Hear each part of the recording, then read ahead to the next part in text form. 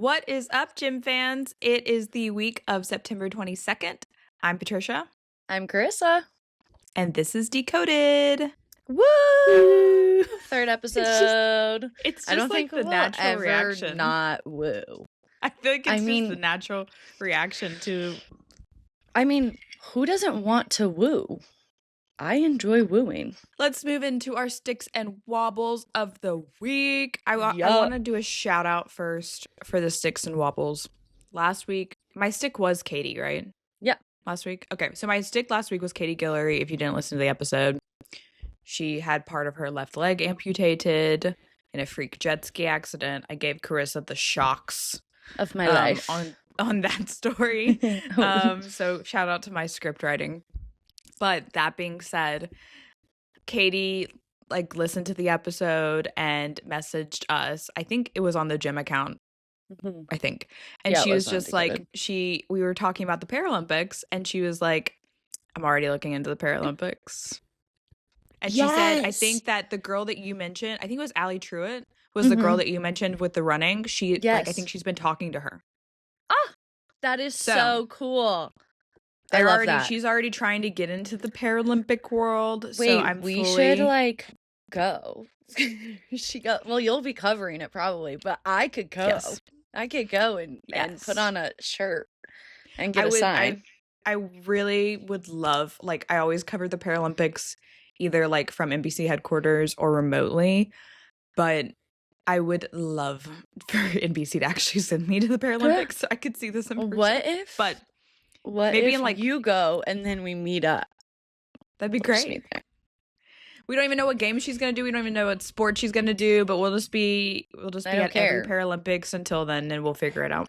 Do you know how seriously I would be an insane fan for the Paralympics?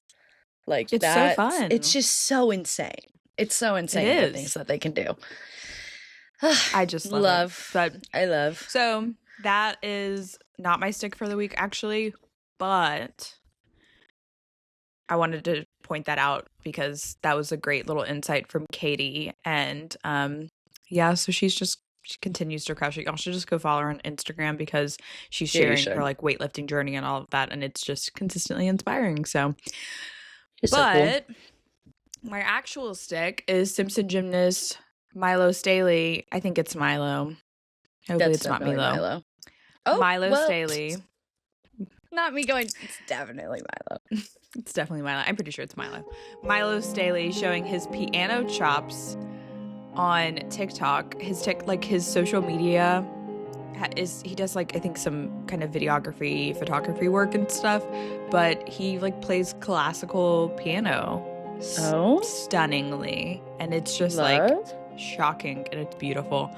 And so that is my stick. And I don't know why we just decided to start with sticks. So I don't know. That was my B. So you do your stick. Hey girl, you're good. My stick is National Gymnastics Day because I love when everybody gets on, and it doesn't matter. This is no tea, no shade, but I love that my feed will range from the one girl that you followed from your hometown since you were 6, posting her doing a back bend and she only did gymnastics for 2 weeks, to Olympians going back and being gold medal, the sport that gave me everything. And it's just such a range, and it fills me with so much joy to see. And it also just kind of cracks me up. But I love National Gymnastics Day because I feel like everybody and their mother comes out of the woodworks, and then it's just fun for me to watch I think Nastia posted a tribute. I just love looking back at the old clips, which, can I just say, you want to make me feel old? When Shawn Johnson, Alicia Sacramone, or Nastia posts, I feel so old watching those clips because I remember laying on the ground, hands behind my head, this close to the TV, watching them. And now I look at those clips and I'm like, oh my God. That was so long ago. It's literally vintage now. That's what I was thinking about. I was thinking about that actually while I was getting ready this morning. I was thinking back. I was just I don't know. I was thinking about our end of the year episodes and like different stuff for that. But anyways, it got me thinking about basically like the first Olympics and like when I basically fell in love with the sport. And it was the same games as you, I think, with 2008. And like I remember like Sean's beam routine and Yes. that one gold and these things. And I'm just like, I don't remember games before that. But like nowadays, there are people that are like becoming gym fans and they're like, I don't remember that. I don't remember 2012. I remember 2016. That's my first one. And I was just like, oh, I'm so old. No, I know. but this is it's just the circle of life because I'm sure there are people probably listening and they're just like, y'all are young. Shh, STFU. I know. No, literally. Well, it's crazy because I remember Carly Patterson's games. I was her for Halloween. And like I don't really remember much about anything else from so that funny time. because you're younger than me. Mm-hmm. But I don't remember. I don't really remember Carly. I remember Carly. And when we go to NCAA's every year, it's in Fort Worth. And she's always there, like announcing. And so the first year that me and Patricia went, I like died because she was my OG. Yeah, like she was my OG gymnast that I was like obsessed with her. I literally dressed as her for Halloween, and my aunts are so crafty. They made my whole warm-ups and the Make gold sure to medal. insert the photo. I Make will. sure to insert the photo. I will. The medal and the what is it? Like it's not a wreath. Oh yeah, like it is a wreath. I do think Is it? it's a like maybe it's a Grecian wreath. I don't. Yeah, from Athens. I literally was that for Halloween, and then a couple years later, I recycled it and I just changed it to Sean Johnson and didn't wear the wreath. Yeah, it's a wreath, like Greek goddess. Okay, cool. But yeah, no. So when I saw her, I was like, oh, shut up. That's my girl. That's my girl. I love her. You know, Carissa, did I ever tell you? This is like so random, and I do not. Carissa's totally within her right to fangirl.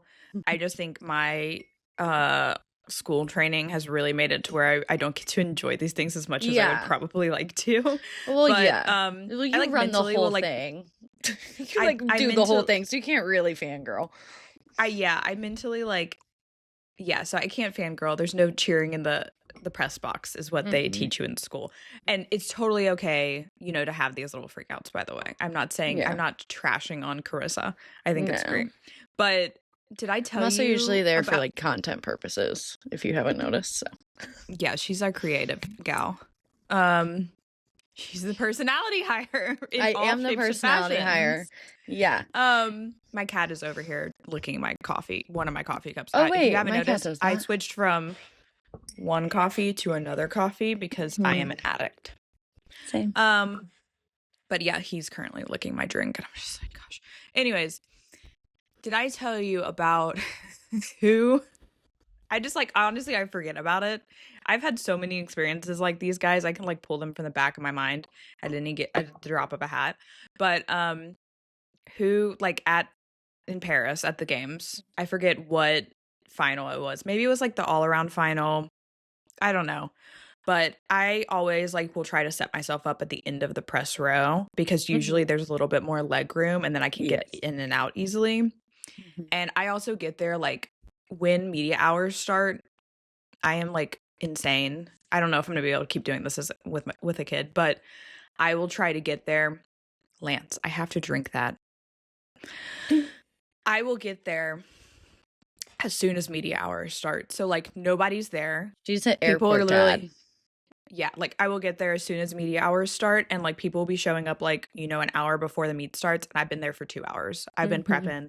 I've been sitting there because I just like it's part of my partially anxiety, but then also like it's just like, oh, I'm in the office. I'm working. I focus, blah, blah, blah. Anyways, so I'm set up at the end of press row and there's at the Olympics, especially when there's so many people coming to like basically watch the meet but like watch Simone, there's like a lot of like intricacies. Like they sometimes like ticket events if it's expected to be so popular with media members because basically there's so many media members.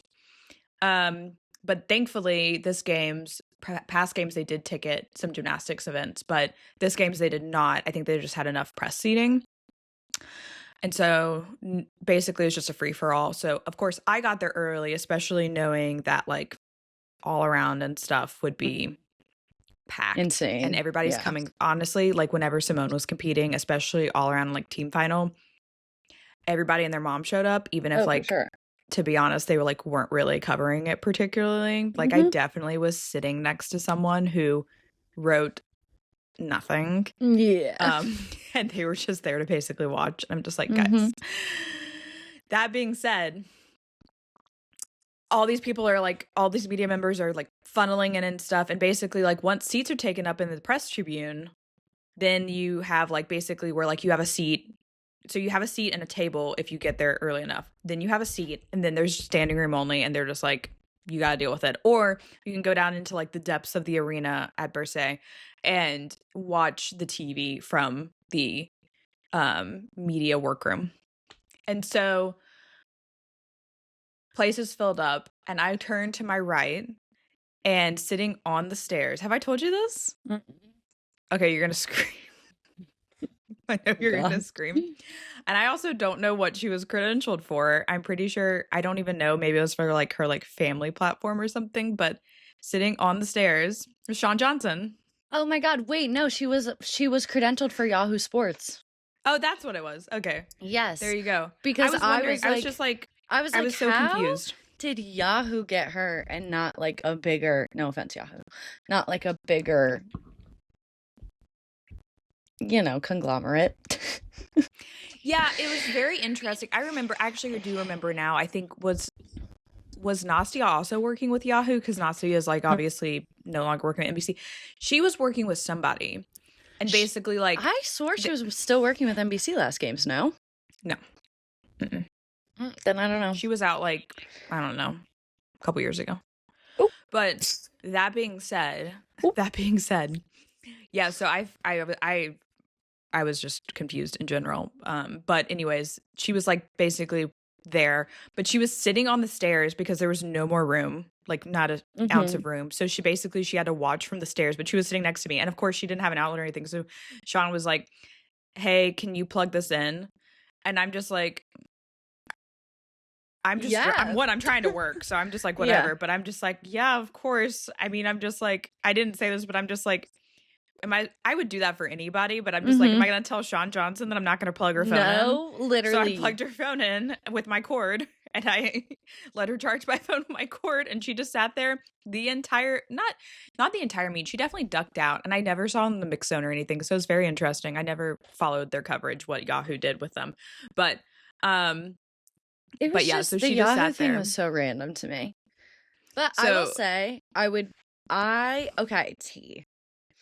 fangirled over Carly Patterson, but I think it's because she started my gymnastics like career. But that's the thing is that Shawn was like, that's like the thing that I remember. It wasn't even Nastia. It was Shawn's beam routine. And I'm just like sitting there. Yes. I'm just like, I wasn't, but I also, again, it's just that I have mentally been trained. My journalism professors just like beat me. No, they didn't actually beat me. Beat it into me. No, I'm just like, because there are so many times that like even when we're at NCAA's and stuff where they're like gymnasts that I love their work, I guess you could say, but it's love your work. So be into my head like don't show any emotion and don't ask for a picture that I'm just like. Literally, Simone Biles could be next to me at a gymnastics event, and I'd be like, okay. Just like, whatever. I'd be like, I'm totally not freaking out. But, like, that's just what we were taught. And so, but the Carly Patterson thing for me was just like, I was shocked that she was doing anything. Yeah. I think it's just like that moment of shock where you're just like, I did not expect her to be here. You're the reason I'm here. Like, it was crazy. But no, that's insane. But yeah, so we got on that topic because of National Gymnastics Day and like the range of people. And I just like, I don't know, but I randomly went down that tangent. So that is how we end up over an hour on this podcast.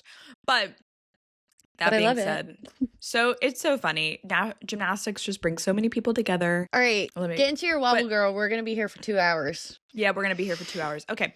Wobble, baby, wobble. Get it. Get into it. Get I'm so into it, cringe. Patricia. Okay. Jess Gad. Oh, poor Jess Gad. Jessica Gadarova. Not from here all the way down. Okay, so this morning I checked my phone because I'm trying to be less chronically online. And so I put my phone in my living room. And this morning I walked out and I checked it because I need to make sure that I'm not missing any breaking news. And of course, I'm in my PJs. My hair's a mess. I have no makeup on. And I'm just like, well, crap. And that is because I saw the British Worlds team announcement. And I was like, why isn't Jessica Gadarova on this roster? And I too think it's so funny that they did not add it in the actual caption, because that would have given a lot of people not a heart attack. Yeah, but context. You have to click in the comments, and they just like basically like I think everybody was freaking the F out about Jessica not being on the world team when she like we discussed this the other week, like she should be on the world team if nothing else to basically like get her back to that international level of competition and blah blah blah. And she apparently has been like had an injury setback is what they said, and so she made the world team for the Brits but will not be in Jakarta. So I'm sad. Everybody is sad. Makes me sad. Sad times. So we hope that Jess Gad gets better and that you know she what? comes She's gonna back come stronger back. than ever. Exactly. She's a youngin'. We got time. We got time for Jess Gad. She's 20, and also she's about to be 21. But she is on October 3rd. On October 3rd. It's October 3rd. So, you know, in all actuality, in the grand scheme of things, it's not really. I don't think it's not a big deal. It stinks, but it's an individual world. She, you know, wasn't like the all-on like top favorite on parser beam. She's obviously stronger on vault and floor, and so this was really just more part of that comeback journey. And she has already competed multiple times this year. She did English champs, she did British champs, she did Paris World Cup. She's gotten her feet back. She's gotten her feet wet. She's gotten back in an international competition. So hopefully it is just like an actual setback, like maybe something was tweaked or just something small. Or maybe they're just being careful. Yeah, or they're just being careful. She's just feeling exhausted, and there's just some aches and pains, and she's just like, you know what? In the grand scheme of things, worth it. It's not worth it. So I'm just gonna the initial shock of that sucks, and then you think about it and you're like, wait, that's actually so logical. It's not a big deal. I mean, honestly, like obviously Worlds is exciting and stuff, but it is an individual Worlds. This is the least exciting of all Worlds. Yeah. And even though Patricia no Olympic, and I think it's gonna be really exciting. Yeah, we're really excited about it. Like individual Worlds is, even though everybody's probably like, meh, me and Patricia are like, this is gonna be so awesome. It's such an interesting, is it dichotomy is the right word? I don't know. But basically like it's in one bucket, it's like there's no Olympic qualifying. There's a lot of people taking hiatuses after the Olympics. It just doesn't have a lot of meeting as far as like in the grand scheme of the quad and stuff. Everybody will look back at this World and be like, what happened? But on the other side, you see a lot of exciting event specialists who otherwise might not make a Worlds team, or we might also not see an Olympics because of the crazy qualifying and stuff. And it's just a lot more like open and kind of like really almost anybody can just walk into this Worlds and compete. And so that being said, it's very exciting from that perspective, and you get to see a lot of people that you otherwise might not to get to, and blah blah blah. So that being said, as far as like on Jess Gad's journey, it's not a big deal. Good. She'll be good. Hopefully, rest. Give it rest. Enjoy the holidays. Maybe she'll be able to start. She said that she was basically vault and floor were coming back slowly. So, maybe by Worlds next year in Rotterdam, closer to home as well, she will be back in the all around. So, no, literally. Yeah. So give her time. I mean, it's go, sad girl, news, rest. But girl, take your time. It's actually legitimately a wobble, because it's a wobble on the way to a beautiful routine. Wow, poetic. Okay, you give your wobble. Wait, Yeah, I want to disclaim this wobble. I'm We are a done. gymnastics podcast. So anything we discuss outside of gymnastics is more. We are not going to gossip on this podcast when it comes to gymnastics, No, but we will We gossip would- about pop culture, allegedly. sure will. And let me say, I'm putting on my lip gloss for this because I need to be ready. My wobble. People are probably like, screws even know gymnastics because I always come with like a stick and a wobble that's not gymnastics related. My wobble is It's okay.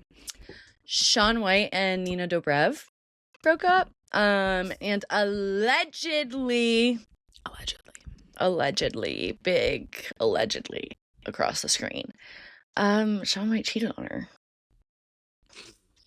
I saw this. I actually knew this before we got on this podcast. I'm proud of myself. I'm so proud of you. I'm so proud of you. Yeah, I'm devastated. Love is dead. And I'm not.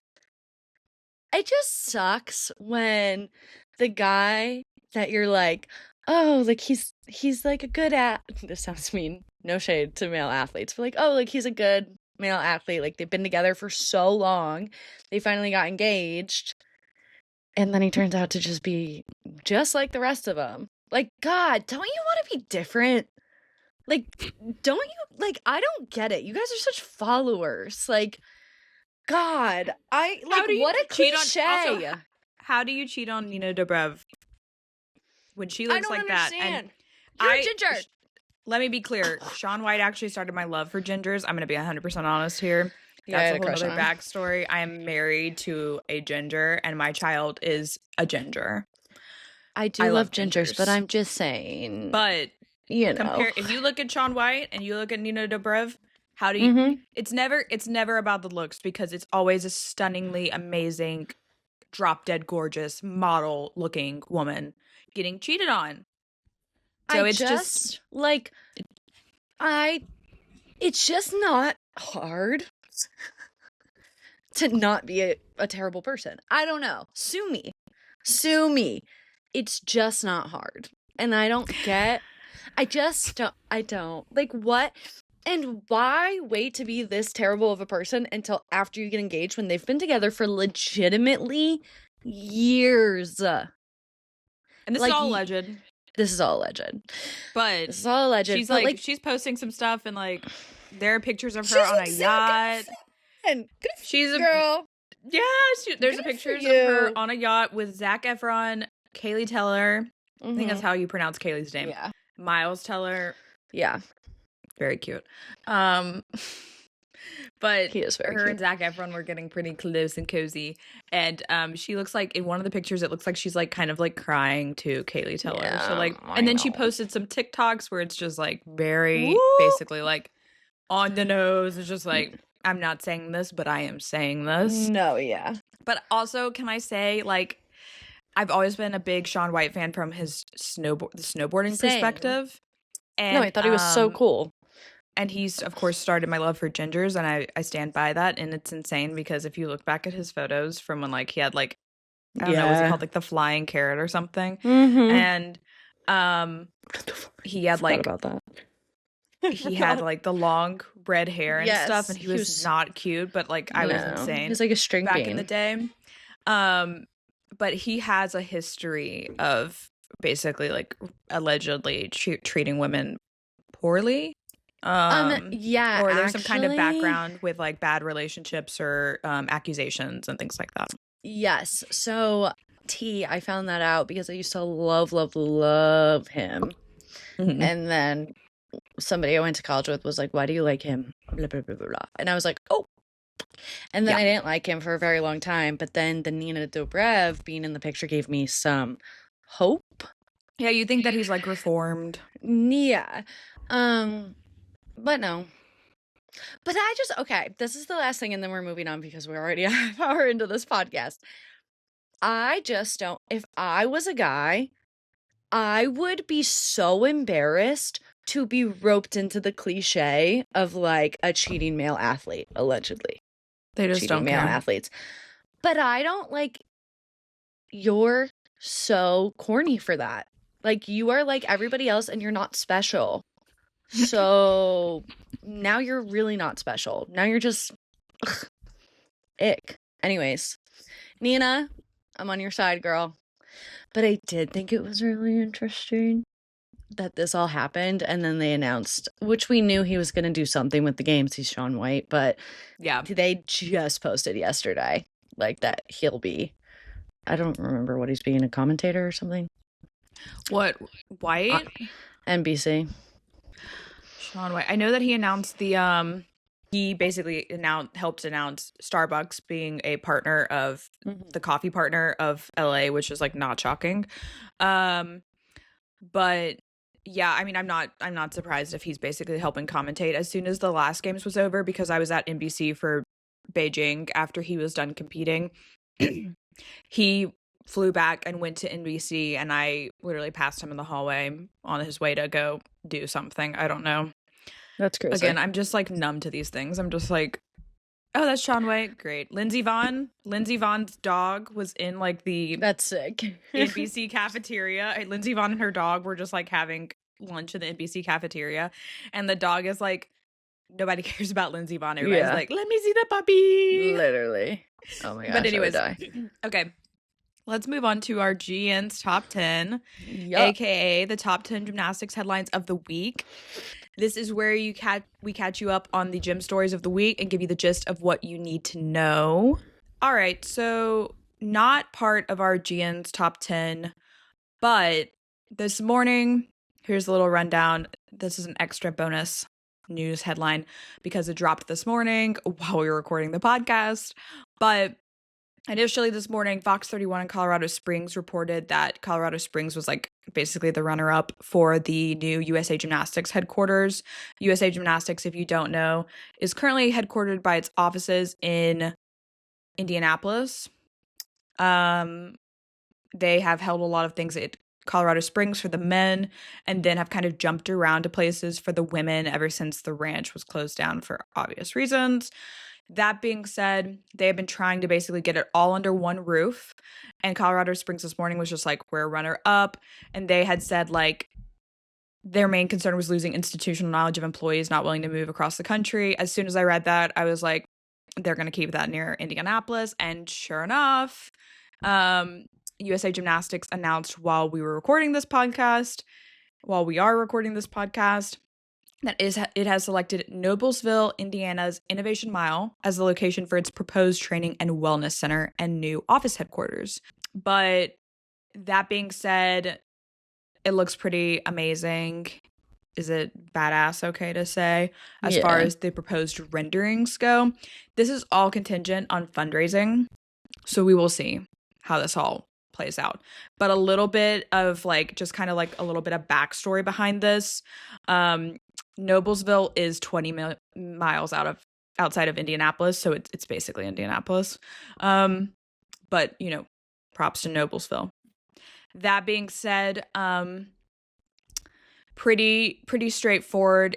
This is part of a key part of Innovation Mile, and also will help advance the Indiana Sports Corporation's 2050 vision to make Indiana the global epicenter of sports.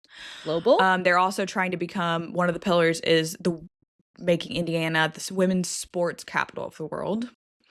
Okay. So that's pretty crazy. This is going to be like camps, clinics. It'll host young athletes. It'll host national team camps. It'll host, obviously, the offices of USA Gymnastics. It's going to include rhythmic, trampoline, artistic, parkour, gymnastics for all. Sounds like I will be spending a lot of time at this place. It's actually pretty easy to get to Indiana from where we're at, because you can fly from Atlanta to, or where I'm at, because you can fly from Indiana or Atlanta to Indianapolis. So in Chicago, you know, whatever. So, yeah. They also, Innovation Mile is a nearly 600-acre district fronting Interstate 69, focused on becoming a dynamic sports, business, and technology hub. I'm obviously reading this straight from the press release. Officially opening last month, the arena at Innovation Mile is a 4,000 capacity multi-sport venue. It is home to the Noblesville Boom, the NBA G League affiliate of the Indiana Pacers, and will host select USA Gymnastics competitions as part of the build-out. which is not surprising. So basically, Winter Cup and other things like that, some selection camps, that kind of thing will probably be held there. So a lot of trips to Indianapolis in my future, probably your future, since you are in Ohio. But we'll see. Chicago. Since you are in Chicago. I was like, huh? You are also, you are in Illinois. Yes. Whatever. Yes. So I said Ohio. I don't know what's wrong with me. But I was like, all right.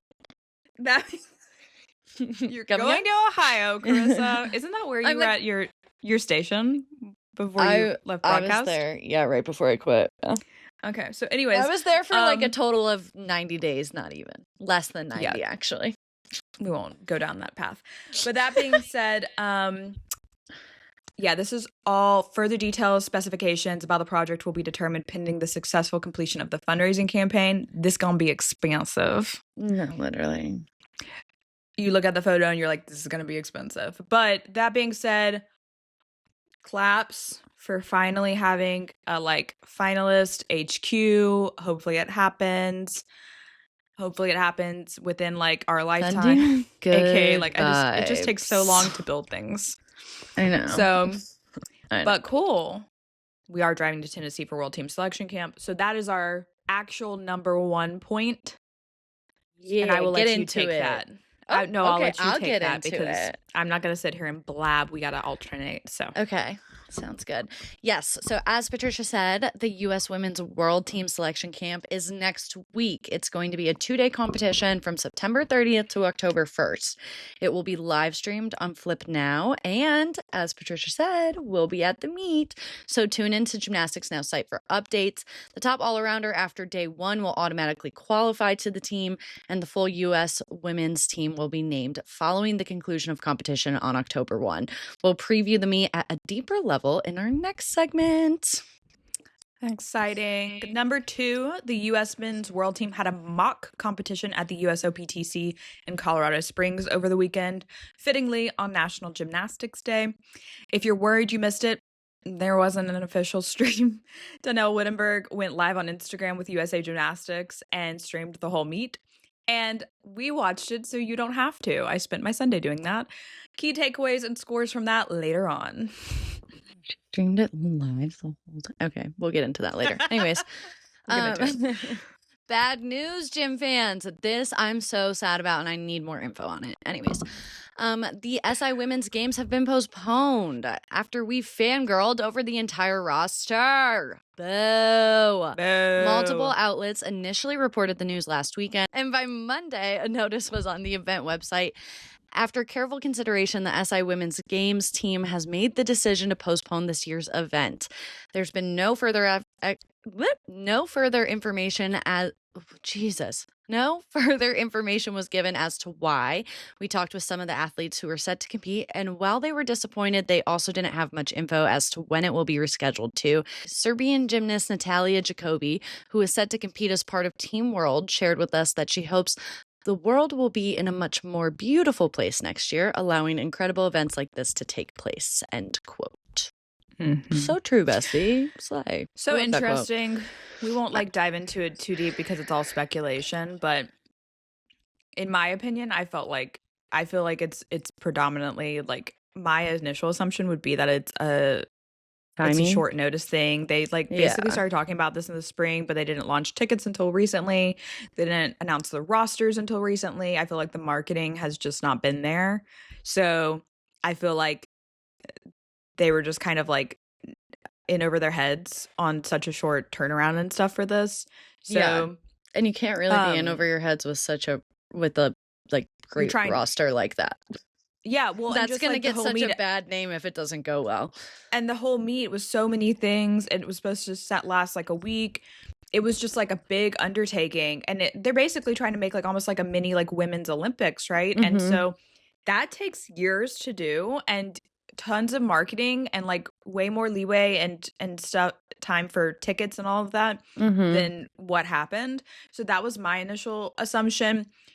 by Natalia's quote, I'm curious to know if it was also something to do with like the political situation and stuff in this country and immigration issues and things like that, and traveling here. But we won't speculate beyond that. But obviously, honestly, it was a multifaceted issue. Yeah, for sure. Um, so we'll see if it actually is rescheduled or if it just fades into existence. I know. If Um, it just fades into existence, I'm going to be upset. Yeah, that was basically like we were excited to see obviously all these people, but I especially know. Want to know what's funny though? I had a feeling this was going to happen. I think we both did. We were just Yeah. we were I like, this was is like, too good to be true. I'll believe it when I see it type of thing. It was just so close to Worlds for me that I was like, I don't know. Of course it had the different events and stuff, but that being said, yeah, like Joss was supposed to compete and then like Oksana was supposed to compete. All It's these just a people are lot. basically That's gonna fly. very back to back. Yeah. Yeah. So And part of me wonders if they started getting people potentially talking about dropping because of that, and that's why they postponed. That's kind of where my head went. I don't know about what the other sports were doing, but for gym especially, you're just like, if I'm Joss, I'm just like, can I actually like deliver on what I'm supposed to deliver with this if I'm going to be on the world team? Yeah. So, all For right, sure. number 4, the Zambate World Cup is this weekend. It's the last big event before Worlds in October. It doesn't have the star-studded roster of the Paris World Cup earlier this month, but some notable names competing include the Penev brothers, Eddie and Kevin from Bulgaria. Of course, Eddie competed for Team USA, as well as Colombia's Angel Barajas, Croatia's Tin Serbic, Spain's Ray Zapata and Alba Patisco. Great Britain's Jessica Gadarova was on the roster when I wrote this, and then I don't think that she's probably competing now. So that's my flub. Not flub, but basically that was obviously like just announced that she's had an injury setback. And Abby Martin, who is on the world team for Great Britain. Greece's Eleftherios Petronias. And then Sinjbakske from Hungary. Also Georgia gymnast Artem Dolgopiat of Israel. Turkey's Farhad Adarkan and Adim Asil. So it's not the same. Again, it's not like as insane as the roster for Paris, but this is still an exciting meet. So we'll have results on our website after the weekend is over, or after the meet is over this weekend. Love. Yep. All right, number 5, in NCAA news, it's officially preseason. Most teams held their first official practice of the season this week, meaning there are less than 4 months until college gymnastics is back on our screens every weekend. We're also enjoying all the gear hauls. Yeah, I'm jealous of that.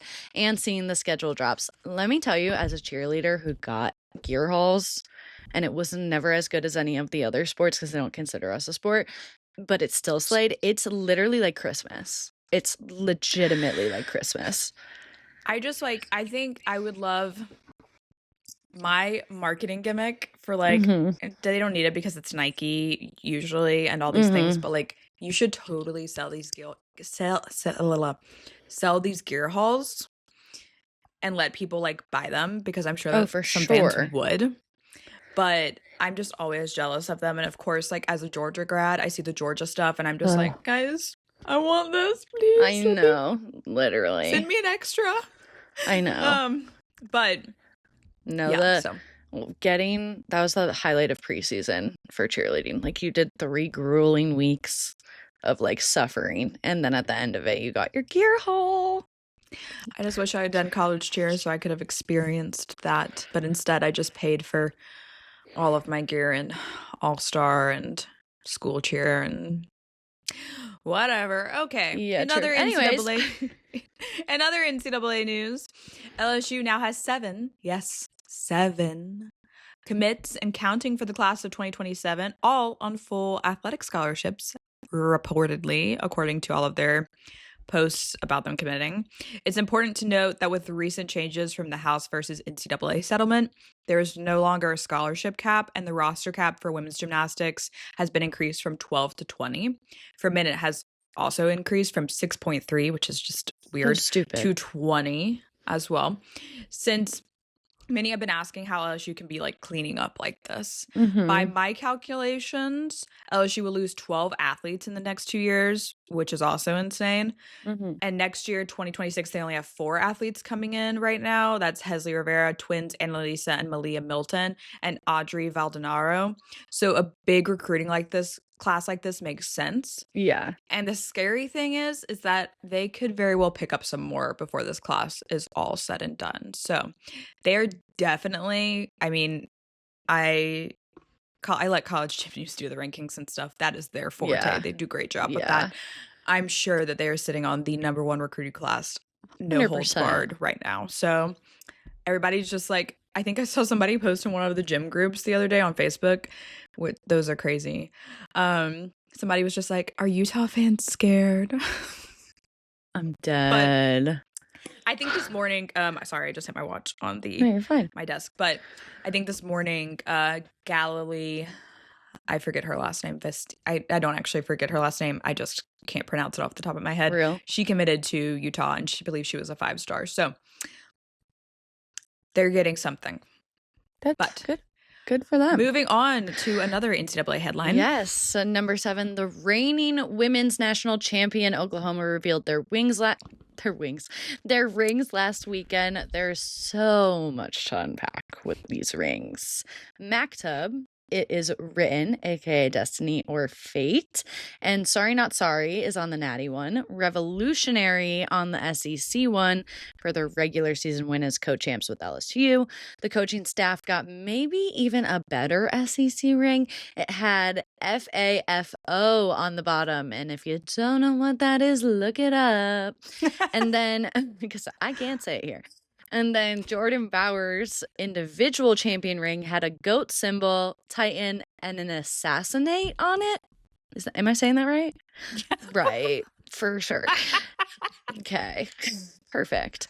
Jordan Bauer, I can't. Although probably the most interesting thing was the all-around total on the side. It lists a 39.925, which is her career high in the all-around achieved in her junior season, not in 2025, and not when she won the NCAA individual all-around title. That was a 39.7125. And then to make it even more confusing, it notes her 310s meet, which was in 2025, but she did not get a 39.925 in that meet either. She posted a 39.9 then. Probably the most interesting championship rings we've seen in a hot minute or ever. And we need a full breakdown of all of it and the meanings and the Easter eggs. And can I just say this is the most Oklahoma thing ever? It really is. It really is. And they're gonna be like, haters gonna hate. That's exactly like, what they would say to this. Haters gonna hate. I'm sorry. Some of the things on those rings is crazy. FAFO, Sorry Not Sorry.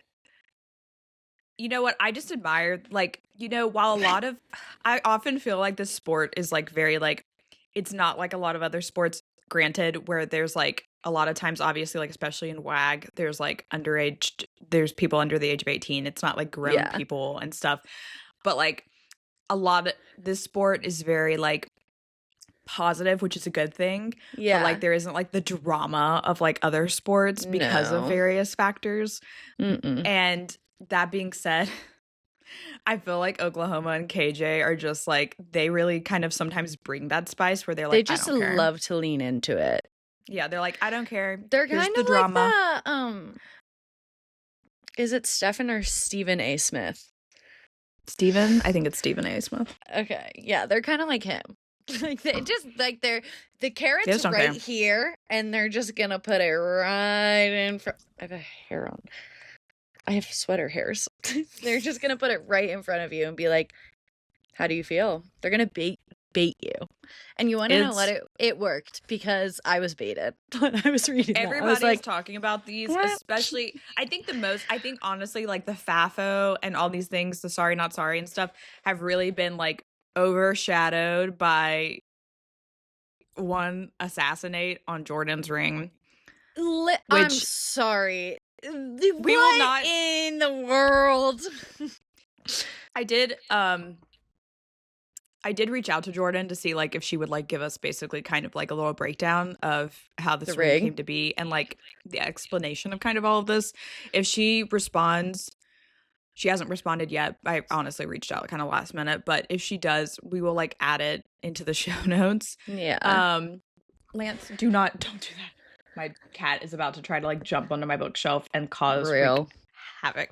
Real. But that being said, I mean, maybe like somebody said like maybe put assassin, like assassinate is like really like maybe There's put just assassin. a lot of other words you could have chosen. But I honestly think that one confused me, so I would really love the background on that. And then, but I really do think the number on the ring is what really got me because I was just like, it's her ring for winning the individual NCAA title in the semifinals at Nationals this year. 39,925 is her career high from a year prior. And I know like she graduated and like it was her senior year and stuff. So maybe she was just like, I want to include this. But I don't get putting that number. And then also putting the 310s makes it even more confusing. Like, of course, it's her ring and she knows what it means. So who cares? But the continuity is not there. No. I mean, I guess she just put like her milestones on it, which like, okay, slay, but like. Again, it's her ring, so whatever. I don't know. Sorry. You're fine. Let's move on. I'm going to keep my thoughts to myself on this one because there's just so interesting. Too much that could so much be to unpack. Said. You unpack it and let us know your thoughts in the comments. Yeah. Let us know your thoughts. Maybe brainstorm some different words that could have been used on that ring instead of I'd love that. Let's pull out a thesaurus. Yes. And get to work. Dominate? Like what? I'm sorry. Dominant. Like that's all you could use that. I mean, she really was like the goat on it. You could have left it at the goat. I'm sorry. Anyways. Yeah. And then some people were like, anyways, we're just gonna I literally thought I know exactly what you're about to say, and I literally thought that to myself. I'm gonna cut this out. We're gonna move on. Go. All right. Number 8, Charlie Larson. Guys, Charlie Larson is certifiably insane. In the best way possible. He shared a clip of him doing a full-in triple pike a few days ago. And even though it's nowhere near ready for the floor, like he was like landing, like he was still flipping when he landed in the pit. I am of the mindset that he could absolutely make this happen one day. He started sharing clips of his triple pike training recently, and that thing is sky high. The Michigan junior is constantly making our jaws drop, not just with his skills, but with his presentation as well. One to watch over the next few years, I think. Big things are ahead for him. So, love. Just keep crushing it, Charlie. One thing I love about gymnastics is most times, for whatever reason in your head, gymnasts don't really have a fear of like trying new things. So we just get the most insane, diabolically insane new skills. It's just crazy. So we'll see. All right. Number 9. Speaking of triples, Colombia's Juan Lorondo also recently shared a clip of him doing a front layout to triple front. Again, that's insane. This quad is all about the triples in mag. Triples off high bar, triples on floor, triples off rings, triples everywhere. Guys, please don't hurt yourselves. Please. Stay safe. Keep the triples coming, but stay safe. Number 10. China recently named its teams for Worlds. Headlining the women's team is 2024 Paris Beam silver medalist Zhou Yakin.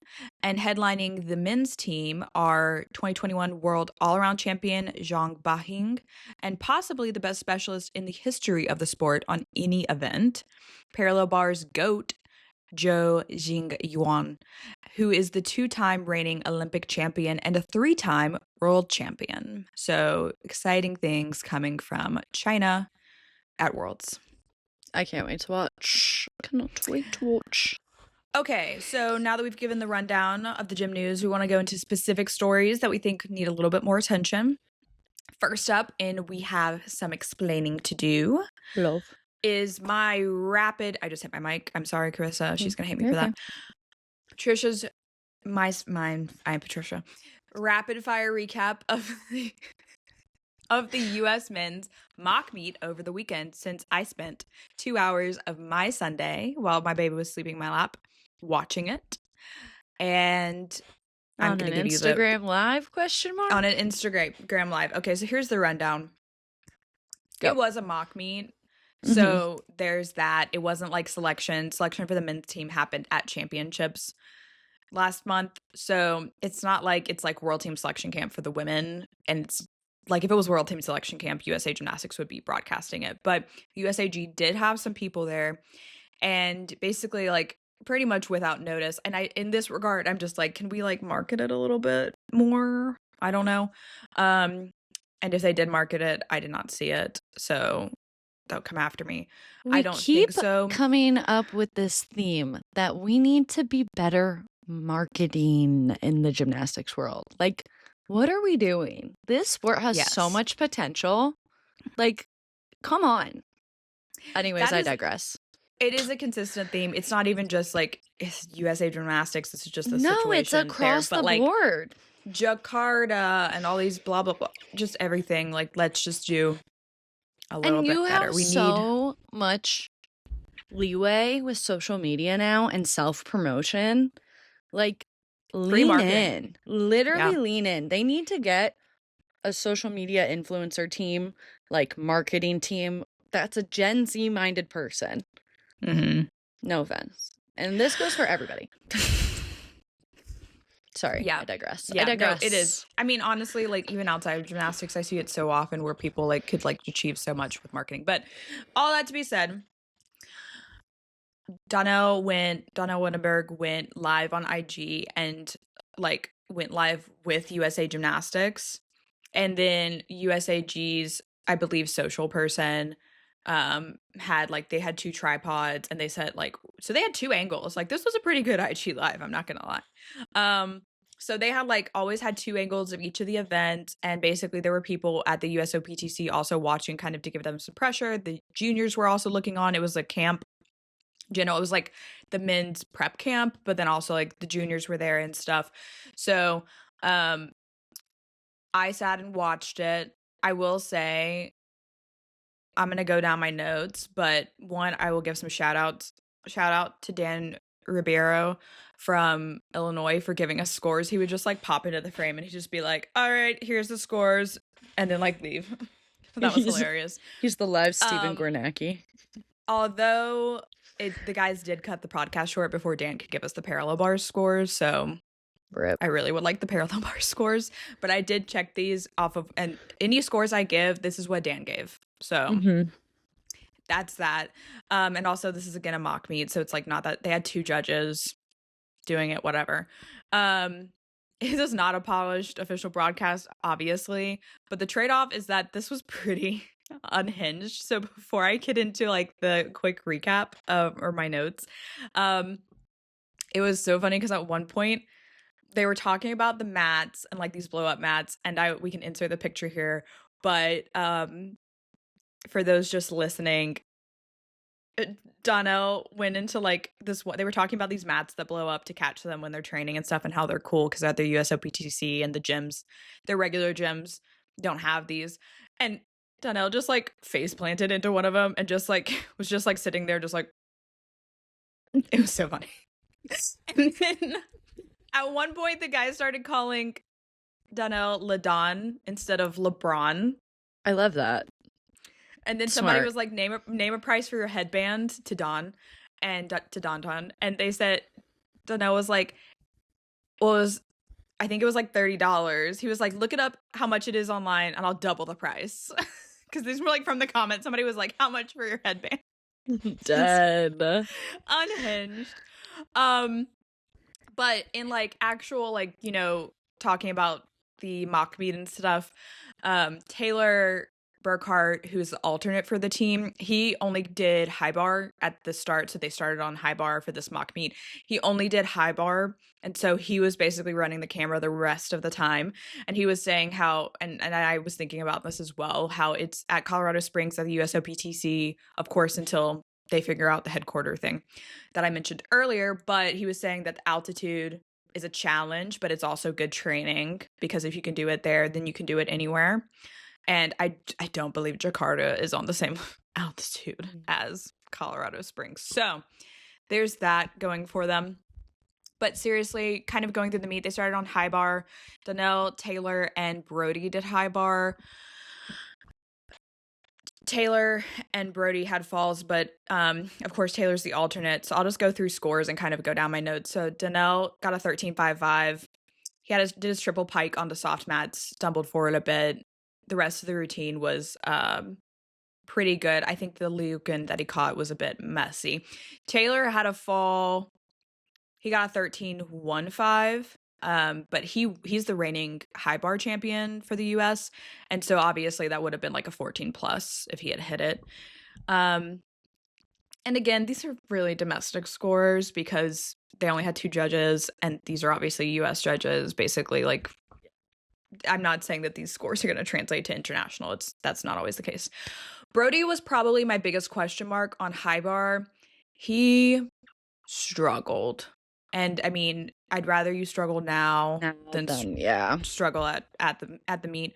Of course, Brody is basically being taken primarily to this Worlds for high bar. Still concerning. So it's a little concerning. He's the 2022 world champion on high bar, and of course, Brody's comeback story is incredible.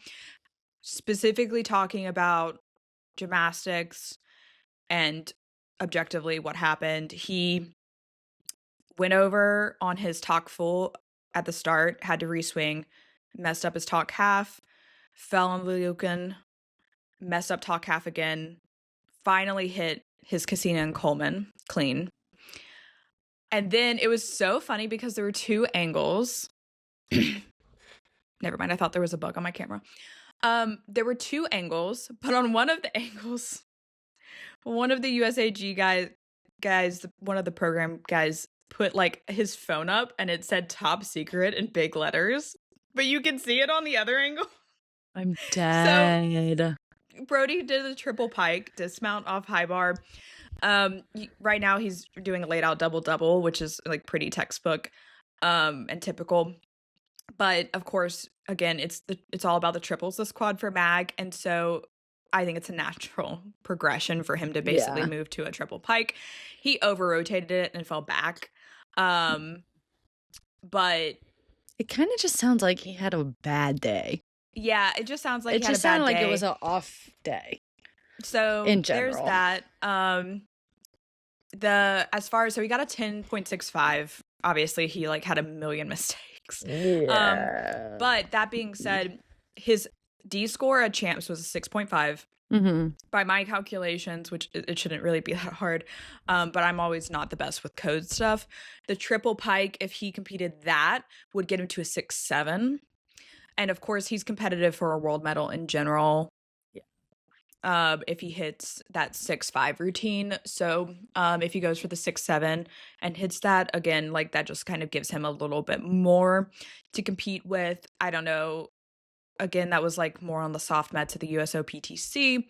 I don't know if the triple is going to happen this Worlds, but maybe they're just trying to make it happen. I don't know. But so funny that they, again, were trying. I maybe Jason was just joking when he put the top secret up or maybe he didn't know that there was another camera. But anyways, Brody did the triple pike. So interesting. Moving on to floor. I think just increased in size. Okay. Moving on to floor, Cameron Nelson and Asher Hong did floor. Cameron, his triple pike and triple back, which he starts the routine with and is what gives him like the brunt of his D score, were great. He got a 14.35. Asher said afterwards that they got some time deductions because they were focused on hitting. So I think they took their time basically took a little bit more time getting reset, pulling the mats and stuff in the corners for the routines. So there's that. But as far as scores that Dan gave, Cameron got a 14.35. His dismount was a bit messy. And I think like execution wise, that's the big discussion is like, is he going to score as high execution wise internationally? Yeah. So that's the question marks. So there's that. But as far as his triples go, they're amazing. Yeah. Like the fact that he has 2 triples in his routine is insane. Insane. People are going to love that. And, you know, if he can execute really well, and I think like as far as execution on the skills goes, obviously there's only so much you can do on that between now and Worlds, but you can work on those landings and just those like the little fine-tuning things. those little things to try to improve those things so you don't get hit as hard overall by the international judges. Asher looked good, 14-2, got the stick bonus on his tuck double-double. Moving on to horse, Patty Hoops he had a little bit of leg separation, but got a 14-5. Brandon Dang fell twice, got a 12-1.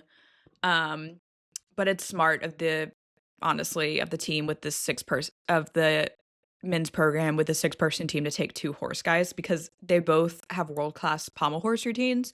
So if they hit, they make qualifications, or maybe they make finals and they hit again, you could have 2 medals. I don't know with the level of pommel horse work at Worlds if I don't think necessarily that's going to happen. I don't think that's going to happen, but it could. Always a chance. But that being said, I definitely think obviously Patty has the better chance of winning a medal, in my opinion, than Brandon. But both of them are absolutely capable of it, and they're definitely pushing each other. So that's great. And overall, it's insane the level of pommel horse work we have in the United States. And it's so funny because anyways, that being said, also fun fact, Patty, I believe, is going to be Patricia before he was a boy. And so he's Patrick Hoops, Patty Hoops. Right. Yeah. So we are Patricia. Named twins. Love. Patricia. I was like kind of confused as to what you were saying for a second. I was like, yeah. And then I realized what you were saying. I always say Patrick Hoops, but he also likes to go by Patty. So anyways, you're good. That being said, Patricia Hoops did a great job, but could have scored higher. Rings, Brody, Asher, and Donnell did rings. Brody got a 13.65. Asher was in the other gym, so Brody and Donnell did it on like the softer mats, and Asher, I believe, did on like the harder mats or like more of a competition floor matting. He got a 14.4. Donnell, and I'm of the mindset as far as like Donnell almost killing himself on rings at championships aside, which was terrifying on his triple pike. That aside, obviously was a fluke, kind of crazy thing. I'm of the mindset that honestly, out of all of the guys, all of the routines and stuff at this individual Worlds, Donnell has the best chance of winning a medal. On rings. So he did a triple pike, smallest of hops, which is to be expected on that softer mat. He got a 15.25. I will say, Dan came up and was just like, they gave him the stick bonus, even though he didn't stick. So, like, again, these scores are kind of like... Yeah, you got to take them with a grain of salt. But so that would have been a 15.15 without the 10th stick bonus.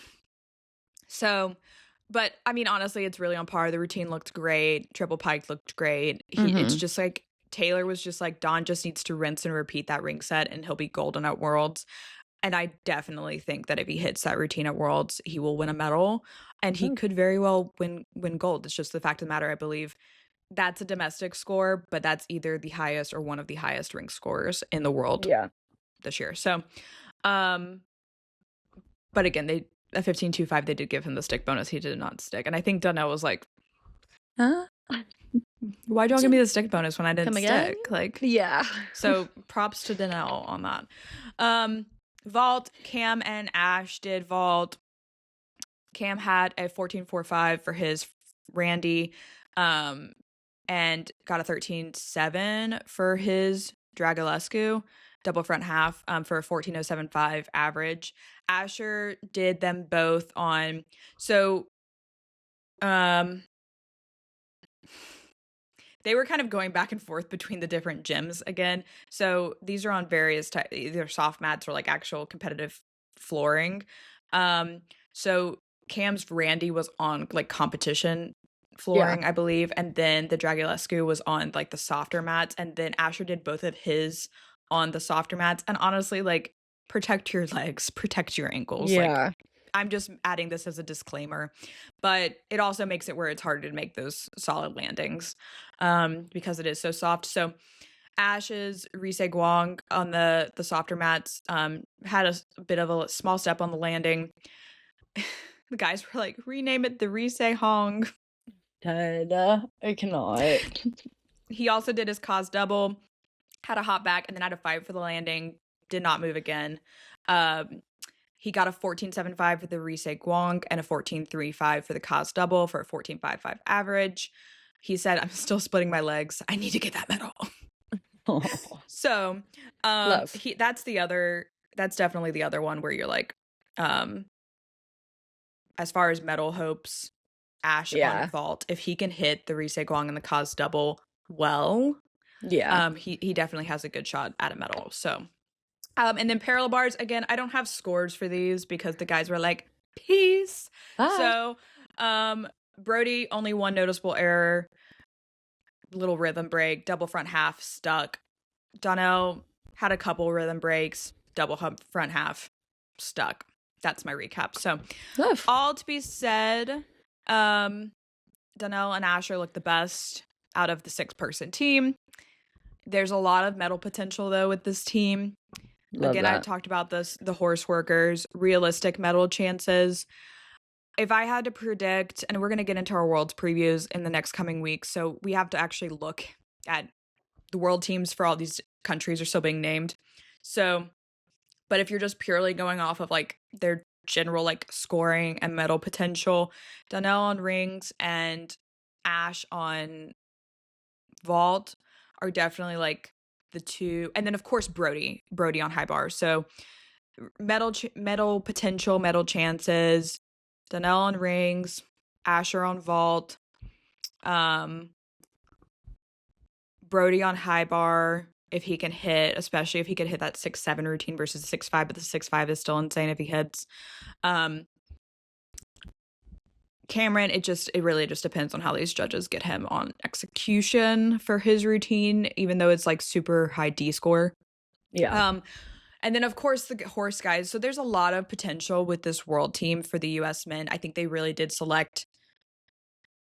Personally, I do think they selected the best team. A lot of people were like, where's Frederick? Where's Steven? The Steven question was kind of out of left field. Like, Steven shouldn't be on this team right now. And he would probably say the same thing. Patty and Brandon earned their spots. There's the Fred question, but Fred just doesn't.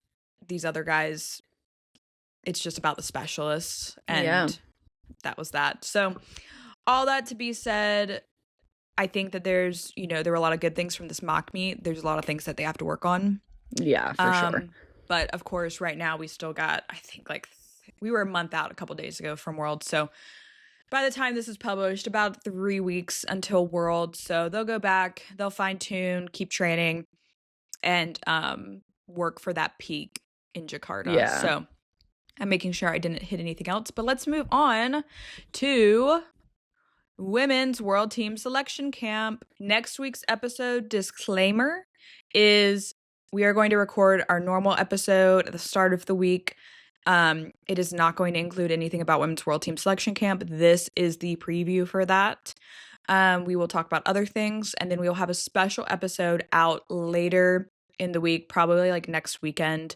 We'll have our regular Thursday release, and then later in the weekend, it'll be a shorter episode just discussing, breaking down the women's world team, what happened at camp, and who made the team. So that being said, here is the nitty gritty. U.S. Women's World Team Selection Camp is next week in Tennessee, set for September 30th and October 1st, aka Tuesday and Wednesday. We'll have on-site coverage. I will be in Tennessee in the middle of nowhere, Flip Fest. Day 1, Tuesday, is the all-around competition. The winner of that meet will automatically make the 4-member team. Day 2 is select events, no more than 3 events. It's going to be quick. Gymnasts can either request to show certain events or maybe asked by the selection committee to show certain routines. The meet is streaming on Flip Now both days. For viewers, scores will be posted between breaks on day 1 and then after the competition on day 2, there is literally no live scoring for this event.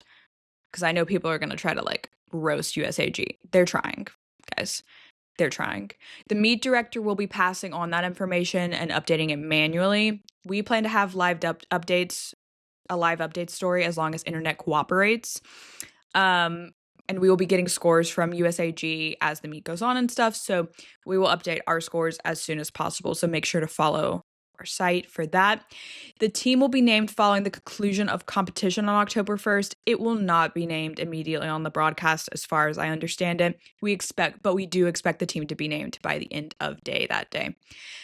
So that being said, let's break down the roster and discuss our predictions. So this is an individual worlds.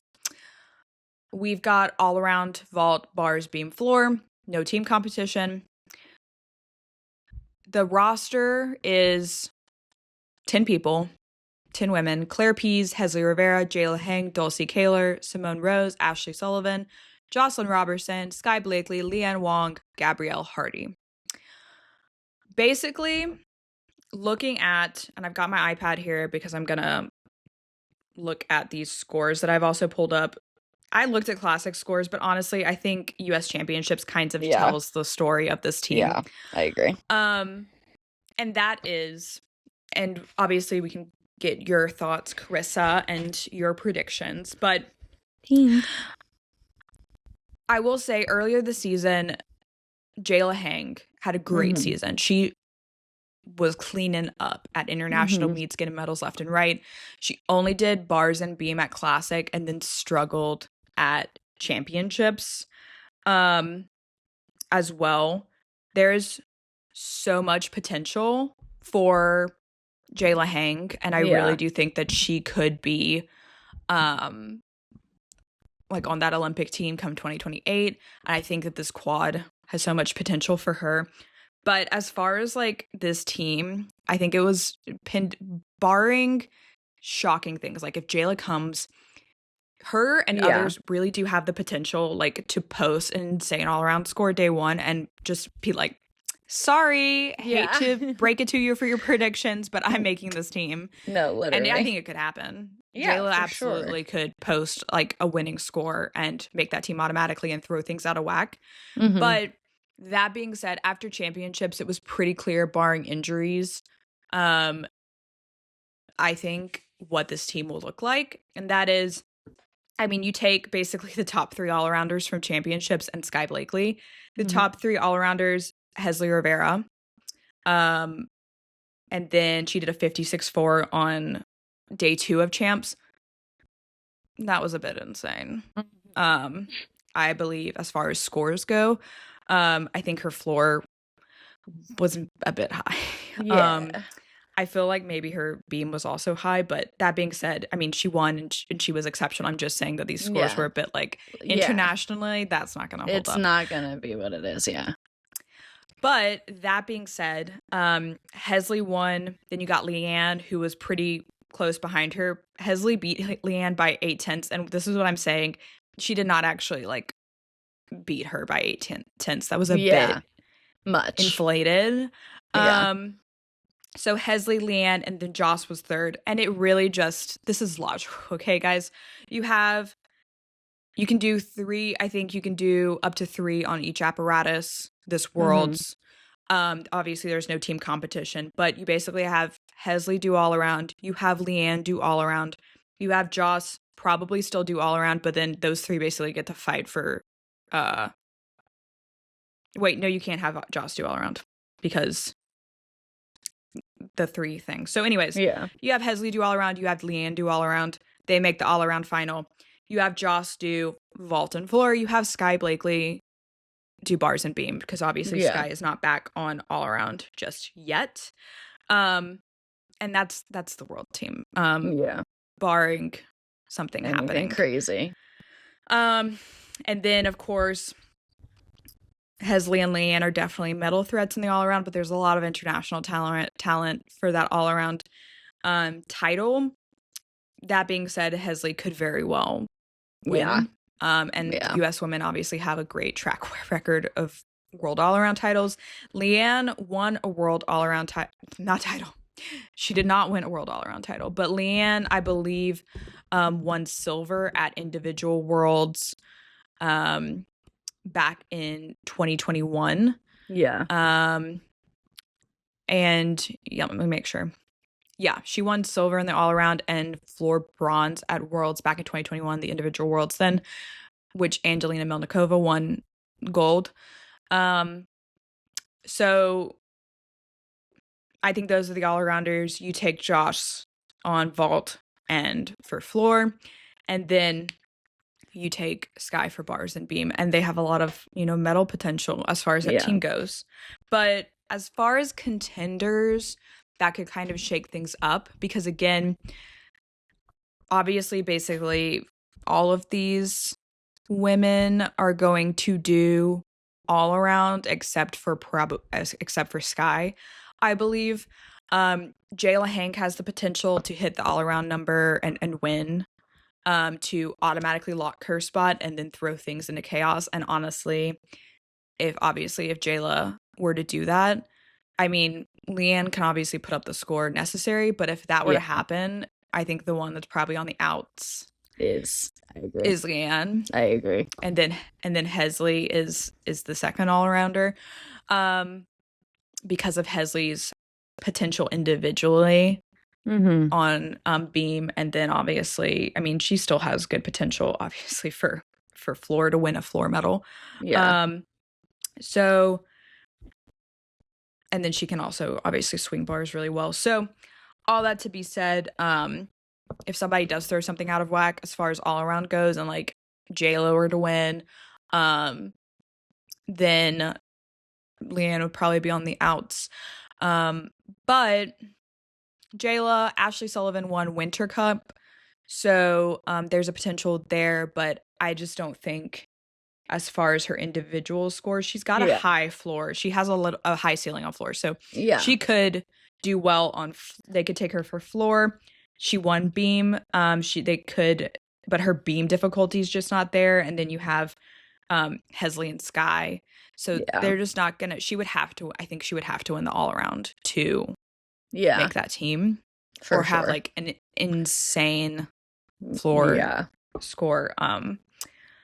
So that's. I wish her beam. Sorry, I'm just talking out loud while we're talking about her. I wish her beam like difficulty was higher, and like overall beam score was higher, because she very much reminds me of Samantha Pezic on beam.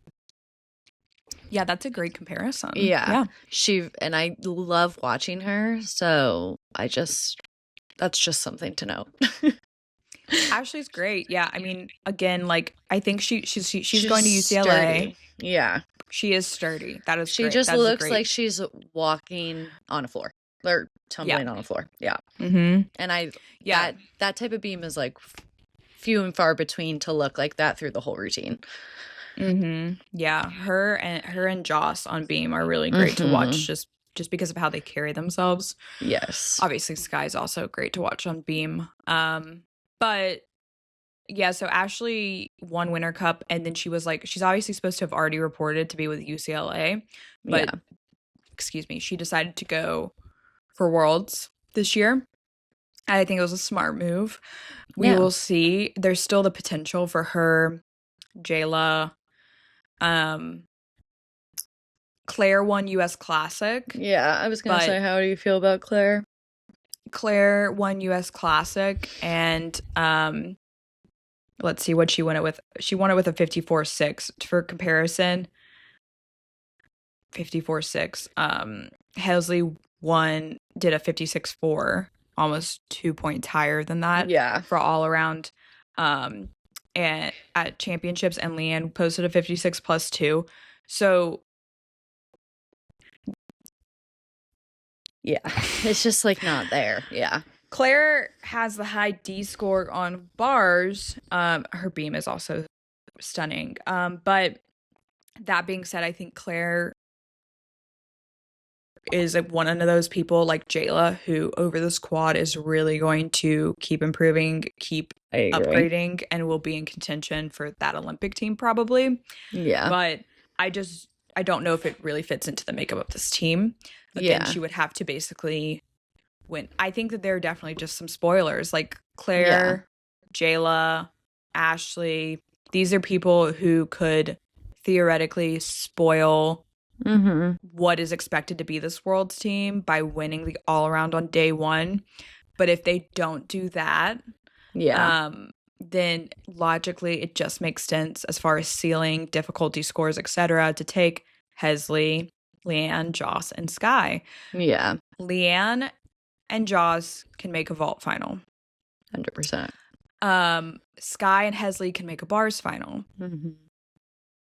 Hezly and Sky, possibly Joss, but probably Hezly and Sky can make a beam final. Yeah. Joss and Hezly can make a floor final.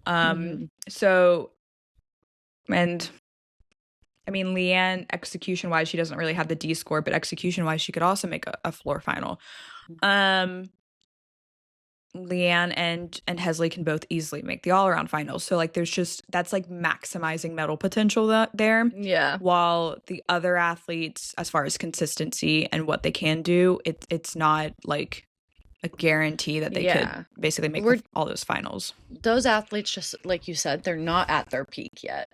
Like, their peak is coming, and I think we'll see it within this quad.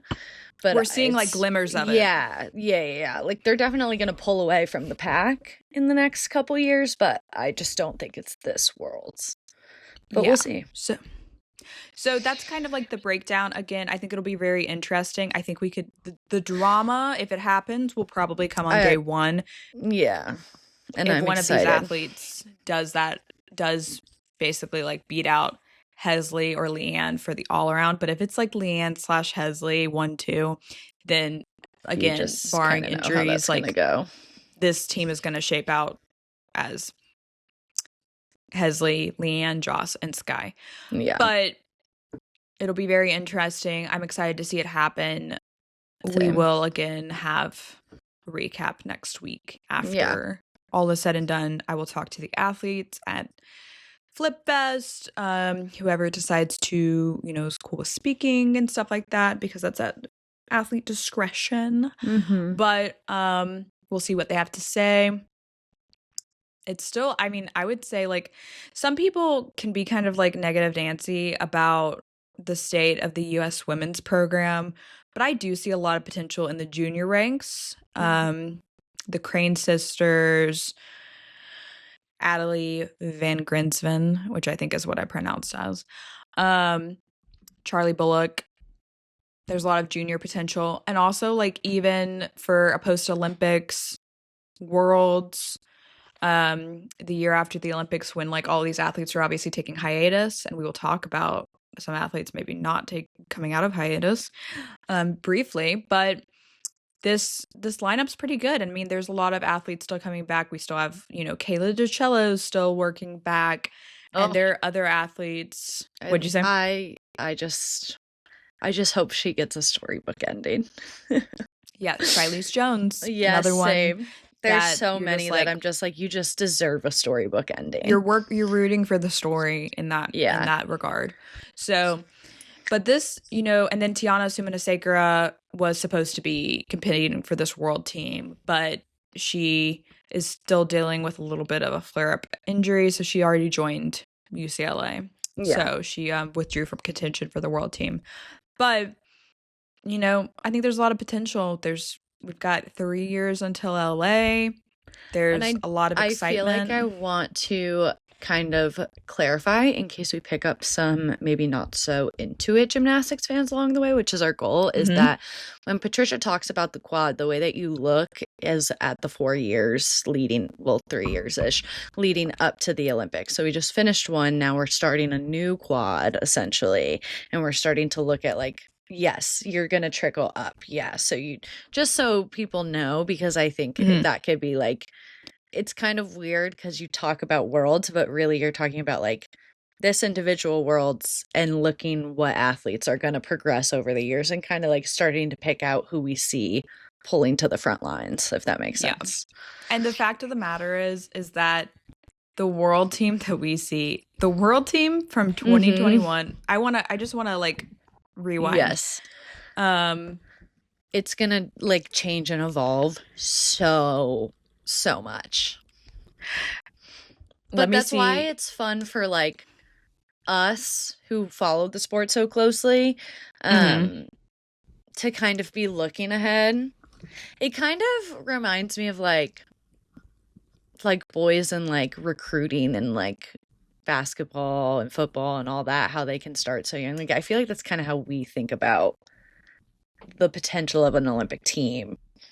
Yeah, exactly. And I mean, like, it's what you see in 2025 is not what the Olympic team in 2028 is going to look like. None of these people could be on that team. Mm-mm. But I do think, obviously, Sky was injured. It was part of that, like, just dominoes of U.S. women's people that were going to be on the Olympic team that just kept dropping like flies, unfortunately. Sky was injured, but Sky was basically guaranteed to make that team. Kayla was basically like, everybody was expecting her to make that team. Shiley's was guaranteed to basically make that team. So there's a lot of that to consider. But the 2021 world team for the U.S. women, and this is just for perspective to what the 2024 Olympic team looked like. The 2021 world team had Kayla DiCello. And of course, she got injured and was expected to probably make the Olympic team last year if she hadn't gotten injured. But Kayla DiCello, Leanne Wong, who ended up being an alternate for the Olympic team in 2024, MJ Frazier, who is finishing up NCAA now, and Connor McLean, who, again, she got injured, but like she could have potentially made that Olympic team if it wasn't for the injury, as far as like for beam goes, because she's just incredible in beam, and Connor could still very well come back for LA. That's the thing. This is kind of like our first taste of like who's potentially going to be seen through this entire quad. And there are still so many people that will come in the last year of the quad almost. Like, it's just kind of crazy. Yeah. So also, that's like, you got to keep that in mind. Yeah. The alternate for the 2021 team was Olivia Greaves, who was at Auburn. Oh my gosh. Yeah.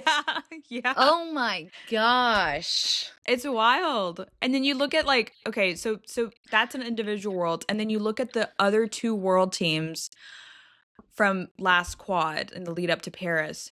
It starts to get a lot more, basically like after individual year, after the Olympic year hiatuses are basically over, it starts to get a lot more, okay, these are actually the people that are contend for the Olympic team, because 2022, Sky Blakely, Jade Carey, Jordan Childs, Shiley Jones, Leanne Wong, all were in contention for the Olympic team, on the Olympic team, or alternate to the Olympic team.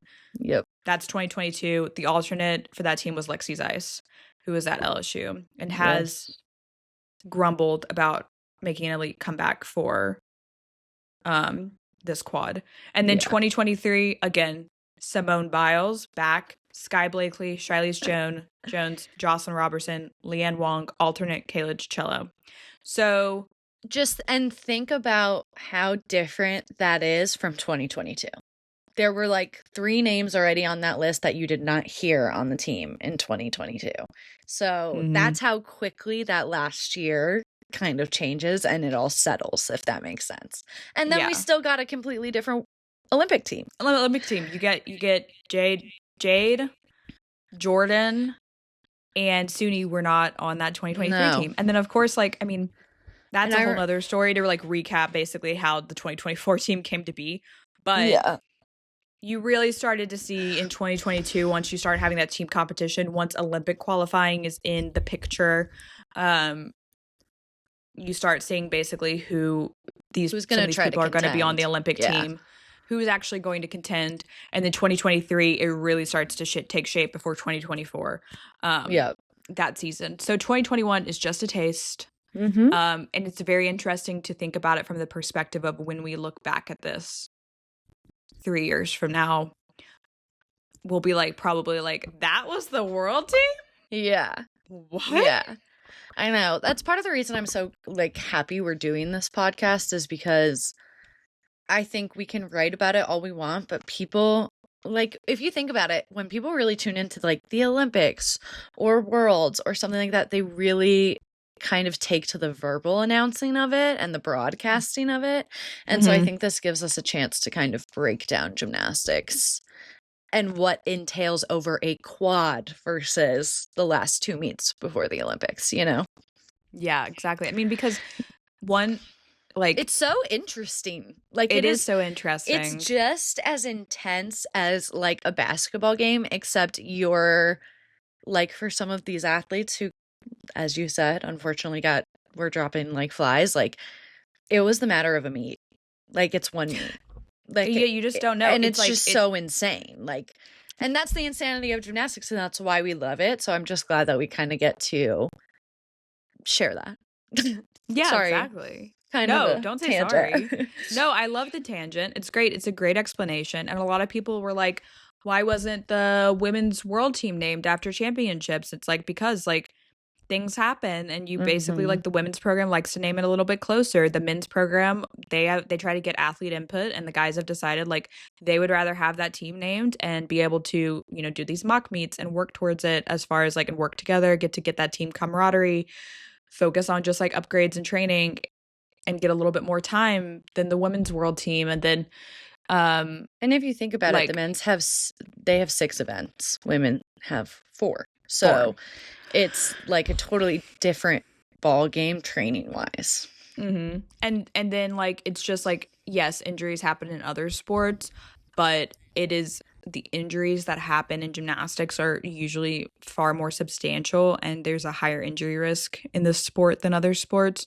So yeah, it's just the makeup of these teams from year to year is crazy. It's crazy to see the evolution and who drops off, who decides to go to NCAA, who likes to retire, blah, blah, blah.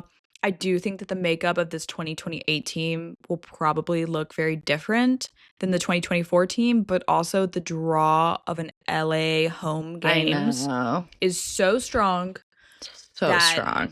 You could very well see basically like, again, we had last year's Olympic team, if you didn't know, if you were living under a rock, was Hezly. And then the returners, Simone, Suni, Jade, Jordan.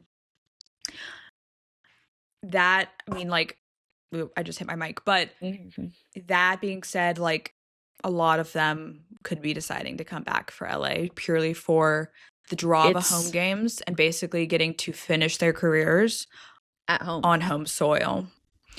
There's something like, it gives me like chills. I literally just got chills. It does. That's like, think about the documentaries we're gonna get out of 2028. I mean, like for Simone alone, that would be 4 Olympics. She was gonna be 30. She's gonna be what? She's like 31, 30. She's my age, I believe. Let's see. Simone I think she's Are you a year older than me? I don't remember. I'm 29. She's 28. Yeah, I was gonna say she's a year older than me. So she would be 31. Yeah, I think, she's gonna be 31 for LA. But I mean, really, like in this sport nowadays, it's like whatever. I know, but that's still so cool, like USA wise, because we've kind of like, it's only recently that we've really started to see the older ages, and I just love it. Brings me up. Yeah. It's just insane. And I think we're in our next segment, Gymnasts Are People Too. We'll kind of talk about this actually a little bit. But that being said, the draw of a home games is just, it's really too much for people to absolutely rule it out. Yeah. And they're just like, why not? This is my career, and this is how they also make money. I mean, just from a professional aspect, as far as like the athletes that did compete on that team and stuff, like it's financially also like, there's a financial aspect to that too, for sure. So finally, let's transition, since we have decided to go above and beyond what is life, and my baby and my husband are sitting outside my window swinging on our porch, and he's starving. He's pushing Henry in the stroller. It's hilarious. Love. Let's transition to our last segment of the episode, where we get to dive into more of a pop culture, real life headlines in the gym world. So gymnasts are people too. Story 1, happy birthday, Taylor Burkhart. We talked about you earlier. We appreciate you so much commentating the mock meet, basically, over the weekend. So Appreciate that. The 2025 U.S. High Bar champion and world team alternate celebrated his 23rd birthday in Colorado over the weekend at the U.S. Men's World Team Prep Camp. The whole team went out for dinner at IHOP. So love sweet. That. I love that so much. And then let's get into our actual, like, kind of like a little bit. We'll talk about it briefly. Simone and Suni together again in Chicago. Woo! Literally like 20 miles from me. Love that. They were like, why didn't y'all invite Carissa, guys? No, I mean, guys, you want to be on the podcast? Come on. Who says no? Suni came to Chicago. Obviously, Simone's husband, Jonathan Owens, is on the Bears. Suni came to Chicago with Dr. Marcia Faustin and Simone's coach, Laurent Landy. And they all took in Chicago versus Dallas in the box. Dr.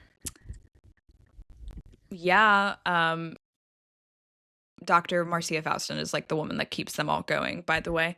But truly. They did some TikToks. They did some posts. They were on the field. Suni was wearing Louis Vuitton sweater. She was. Simone has a social media person now. Did you see her TikTok where she was like clicking the outfit to put it all together? Yes. Everybody was just like, we've got like upgraded Simone Biles. No, literally. Yeah, she got a social media manager. Yeah, by the way, just so you know, that isn't Simone. I mean, like, props to Simone. I know Simone can do great things, but sure. She hired somebody, I'm pretty sure. Yeah, she did. So, Simone captioned her TikTok. It was like, okay, guys, we're back. That audio. She captioned her TikTok video of them. The gang is back. ... 2028. We all screamed. Talk about really putting in the work for that engagement, because you want to talk about the engagement going through the roof, views going through the roof. All she has to do is type 2028. That's all she has to do. There could Everybody's be like, don't tease us. Legitimacy to it at all, but it is going to get people hyped. Like, it just doesn't matter. So the question of this is that I put, was this actually a meeting of the minds to plot their comebacks for LA, or were they just joking? Honestly, I'm not going to lie. What I think is that you really don't see Simone and Suni together a lot. And I think if there is one person in this world that could get Suni to make a comeback, it would be Simone.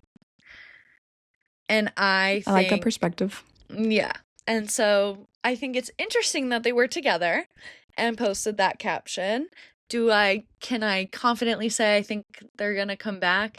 I think Simone is more likely to come back than Suni, personally. I just think Suni's been through the ringer with her health issues and stuff. And I think as soon as she didn't get the skill she wanted named after her, I just don't know. When she said, yeah, that's out for me now, I was kind of like, oh, she might be out. But I think Simone will go for it. I don't know about Suni, though. Yeah, it's very interesting. Suni is living her best life in New York City. She's taking advantage of all the opportunities that she has earned through her career and stuff. With her health stuff, like I'm pretty sure she's still in remission, but with her health stuff, like there's that. She's already done 2 Olympics. She's already won Olympic all-around gold, bars, medals. So Suni's already achieved that. The one thing that Suni really wanted, I think she said, was obviously like bars gold would be great, but like there's so much going on with the bars. Like she could whip out a routine like a la similar to Kalia and contend for a bars gold, but she said that she really wanted that beam gold, and of course didn't happen in Paris. So like if she came back again, she would, and she won all around medal obviously in Paris. She won all around bronze.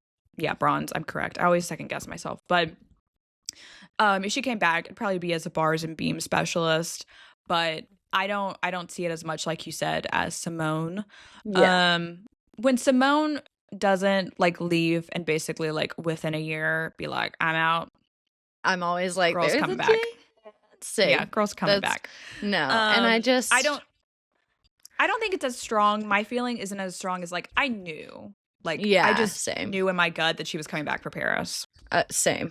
Everybody was just like, is she? And I'm just like, yeah, she is. Like, come on. Yeah. But especially after Tokyo, she was not ending her career on that. No. Yeah, no. But LA, it's more up in the air.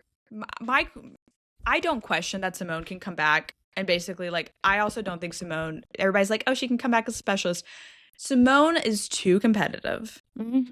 And if she's coming back full force. She doesn't do things in between. Like, and that's the thing that's kind of how I feel too. Like, I feel like maybe Suni would come back as a specialist, consider it. But with Simone, she's all in or she's all out. And so I agree. The fact that she hasn't said she's all out yet, I'm like, okay. But exactly, I also could see her being like, the house gets finished, they settle down, they want to start having kids, and like maybe deciding. But I think honestly, if they were going to do that, they would have done it now. Like, we would already know. Yeah, I think it's very like, I do think, again, it's just like, I don't feel it as much in my gut as Paris, but it's still up in the air. I think she definitely probably is like, it's still up in the air. I don't necessarily think that Simone is like 100% decided anything, but she obviously, because she has not announced it, she's still like, it'll probably be next year. Yeah, that maybe will get mid more. to late next year where she like decides. I mean, and we then waited she would start so training long for Paris. Yeah, like it wasn't until 2023 that she came back. So she would basically like late next year, she starts back in the gym. 2027, she's competing again. But let us know if you think one of them is coming back, if you think both of them is coming back. Be interested to know. And side note, Simone, if you want to follow Simone on TikTok, because obviously she got a social person, so she's definitely investing more time in social. She's also taking horseback riding lessons. So there's that. She is, which is so interesting. So fun. It's just like kind of out of left field. It's obviously, I think it's like basically like kinda, while they're up. She kind of gives me like she could be the next Michael Jordan vibes, where she's going to go to do something for fun and then she's going to like switch sports for a hot second and switch back. Simone doing equestrian at like a game. I would die. I would think that is like such a good bit. I'm going to start that rumor. But no hate to equestrians. That's like actually some challenging stuff.